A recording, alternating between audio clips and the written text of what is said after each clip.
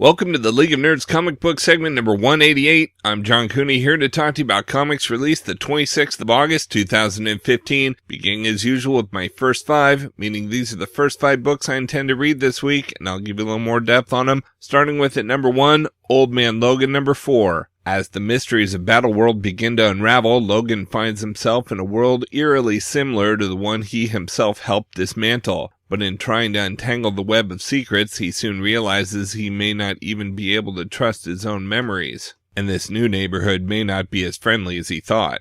Marvel Comics editor-in-chief Axel Alonso explained their intention for this series. Quote, "We wanted Old Man Logan to be huge. I mean, there was some big shoes to fill, and Secret Wars presented us with the perfect platform to launch a new series that would bring him into Battleworld and into the Marvel Universe. Brian had a great story to tell, and Sorrento was kind of a no-brainer for the book because his style is so distinct. These two have put together a fantastic neo-noir spaghetti western that builds on what was laid down by Mark Millar and Steve McNiven." Close quote.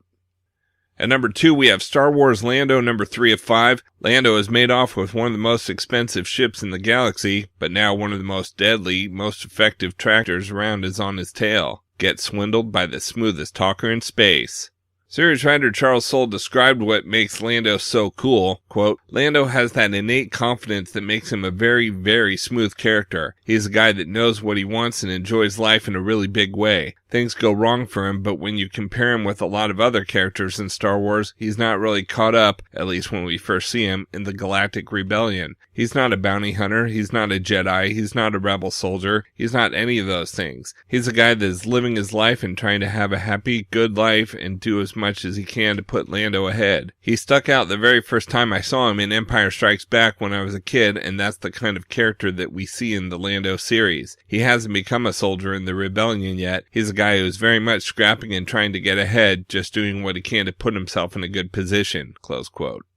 At number 3, we have Superman number 43. Before truth, Superman's very existence is threatened, and Lois Lane must make the toughest choice of her life. Series writer Gene Yang shared his take on Lois Lane. Quote, "I think active is a great word to describe Lois. Lois from her very beginning has always been active. The aspects of her personality, the aspects of who she is that we all know and love, those were in place from the very beginning. As a way of preparing for the gig, I went back and read a bunch of the early issues of Action in Superman. She was just like that. She was a go-getter from the very beginning. It's just part of staying true to who she is. It's part of allowing the story to come out of her character." Close quote. He went on to say, quote, "We've already revealed in the Free Comic Book Day issue that Lois will reveal Superman's secret identity. We're going to actually show that happen within the next few issues. We're going to show why, and we're going to show the ramifications of that happening." Close quote.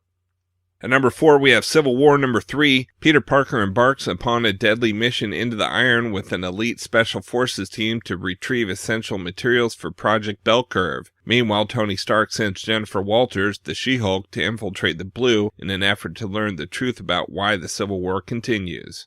Series writer Charles Soule spoke about both Peter and Jennifer's roles in the story. Quote, "The cast of Civil War is huge, many familiar faces from the original story, but as it's been years since that point, many of them have new or adjusted looks and designs. In particular, Tony has a new set of armor that's just amazing. Lundell, you did a killer job designing that and all the other cool stuff we see. Who else? Well, a large part of the story focuses on the seconds in command for each of Cap and Tony. Cap works closely with Peter Parker, and Tony has Jen Walters, aka She-Hulk. I just can't seem to stop writing She-Hulk. However, they and all the other characters we see have evolved considerably since the first story. That was the best part of this project for me. I got to work with a pretty broad brush as far as rethinking these characters." Close quote.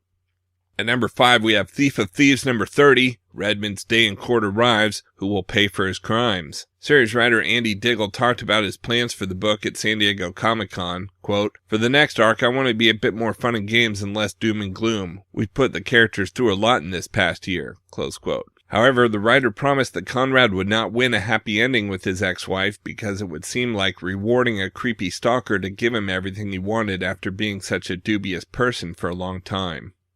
Rounding out the top 10 at number 6, we have Justice League of America number 3. Churches of Rao are being built all over the world. A new world religion has appeared seemingly overnight. Sick people are healed. The world suddenly knows peace. So what's wrong with this picture? The Justice League is about to violently find out.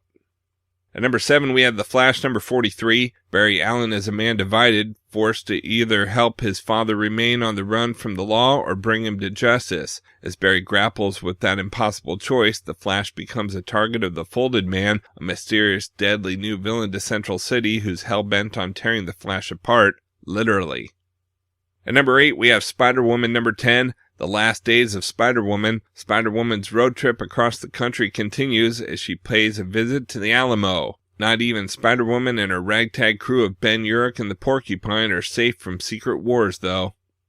At number 9, we have Marvel Zombies number 3. Stalked across the zombie-ridden Deadlands by a merciless hunter, Elsa Bloodstone is determined to fight her way out and save the life of a child who relies on her for survival. But Elsa is about to learn that the child is not who or what she originally claimed to be.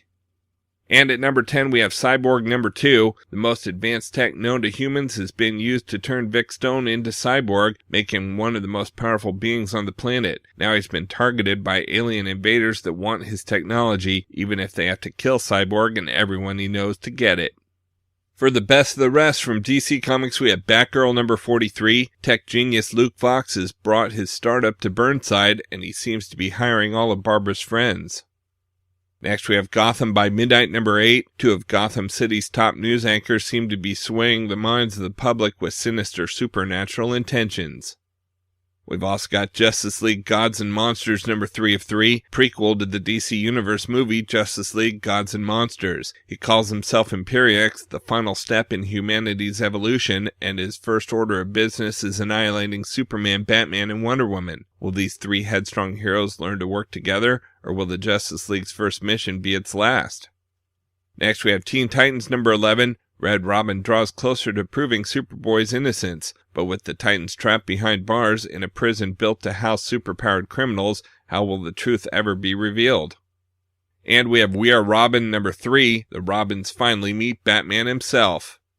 From Marvel Comics, we have Ant-Man Last Days number 1. When a local clairvoyant predicts the end of the world, a mysterious woman sends Scott on a vital mission. An old foe, okay, maybe more like an annoyance, shows up, and Scott's going to regret it. What do you do when you think the world's about to end? What do you think? Doesn't everybody else remember 1999? You party. Everything dies? Pfft, everything dances.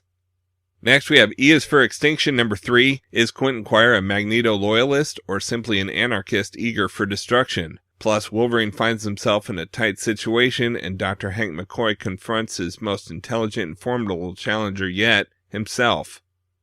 We've also got Hank Johnson, Agent of Hydra number 1. Hey there, comic reader. Have you ever wondered what Hydra agents do during their downtime? No? Well then, go read Hail Hydra. For everyone else with a burning desire to see a Hydra agent letting it all hang out, this is the book for you. Be thrilled as Hank picks up his kids from school. Be amazed as Hank talks with Hydra's HR department. And be stupefied as Hank wishes he had picked a different line of work. From Curb Your Enthusiasm executive producer David Mandel, Hank Johnson, Agent of Hydra, will have you looking at faceless henchmen in a whole new light. Next, we have S.H.I.E.L.D. number 9. Oversized anniversary issue. Wade, Ferguson, Kirby, Steranko. A commemorative 50th anniversary story that spans the past and the present and unites Phil Coulson and Nick Fury Sr. in a unique cross-time adventure to answer the riddle that lies at the heart of the origins of S.H.I.E.L.D., who is the man called Death. Includes a sequence penciled by Jack Kirby and inked by Jim Steranko that has never seen print as part of the story before. Plus the return of Dum Dum Dugan and the birth of the new Howling Commandos, the very first S.H.I.E.L.D. story from 1965, and the pilot presentation sequence that inspired the creation of S.H.I.E.L.D. And we've got X-Men 92 number 3. When the X-Men are in trouble, who can Westchester depend on? How about X-Force 92? Cable, Deadpool, Domino, Psylocke, Archangel, and Bishop enter the fray. From Image Comics, we've got They're Not Like Us number 7. New story arc, issue 7, Going Underground. From Valiant Entertainment, we have Book of Death, Fall of Ninjak number 1 one-shot, So Let It Be Written, So Let It Be Done. In the ruins of his mansion, Colin King hunkers down as the last living member of Unity after the third armor hunt, or so he thinks. A visit from an old friend and a peace offering present the chance for Ninjak to break the cycle of death and escape the horrible fate foretold in the Book of the Geomancer. Will he betray his dead friends, or will the fall of Ninjak come to pass and give rise to the very familiar future? The superstar team that brought you Divinity, New York Times bestselling writer Matt Kindt and blockbuster artist Trevor Hairzine, reunite to reveal an essential new chapter of Book of Death ripped from the future of the Valiant universe. Next, we have Dead Drop number 44. Detective Saedo pieces everything together, the long con materializes, and she may not have a way to stop it. This was always a game within a game since the beginning, and the person at the core of it manipulated us all along. Now, with the con revealed, the team must face the truth. And we have Ninjak number 6, all new arc, all new jumping on point. The Shadow Wars start now. Who are the Shadow 7? That's the question Ninjak was sent to answer when he was dispatched to destroy terrorist organization Weaponeer from the inside out. As the mysterious new enemies make their move, he's on a globe-spanning race against time to stop their machinations. Plus, discover how Colin King and Neville Alcott first met, and the deadly secret Neville has kept from Colin as Ninjak the Lost Files continue. Out in trades this week, we have The Walking Dead Volume 24 Life and Death trade paperback. As the fair opens in Alexandria, old friends return from afar and new adversaries make their introductions. Collects The Walking Dead number 139 to 144.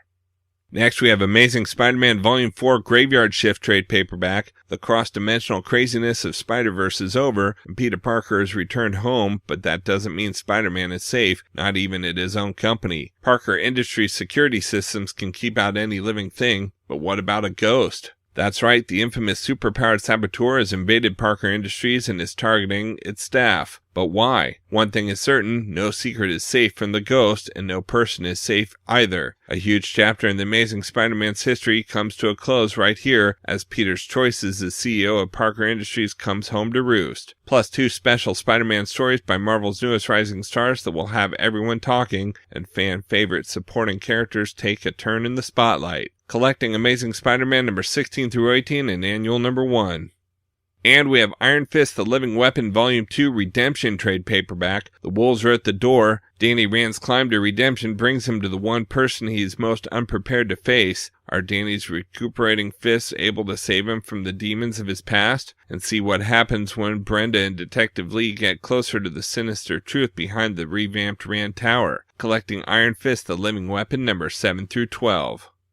Okay, so that's just a few of my favorite books out this week. There's still plenty of others available, so be sure to check with your local comic shop to see what else is out this week. I may not be able to produce my usual Marvel, DC, and Indies videos anymore, now that I've been busy with some new projects. Speaking of, you can now find He's Got Issues on eBay at he'sgotissues.com/eBay for great deals on comics, trades, and superhero and pop culture merchandise with free shipping in the United States. And of course, you can still find me on Facebook, Pinterest, Tumblr, Twitter, and Instagram to see everything I'm reading as I read it. There's links to everything in the About section at he'sgotissues.com. And a reminder that both He's Got Issues and the League of Nerds are proud members of the Comics Podcast Network. So until next week, I'm John Cooney, and I've got issues.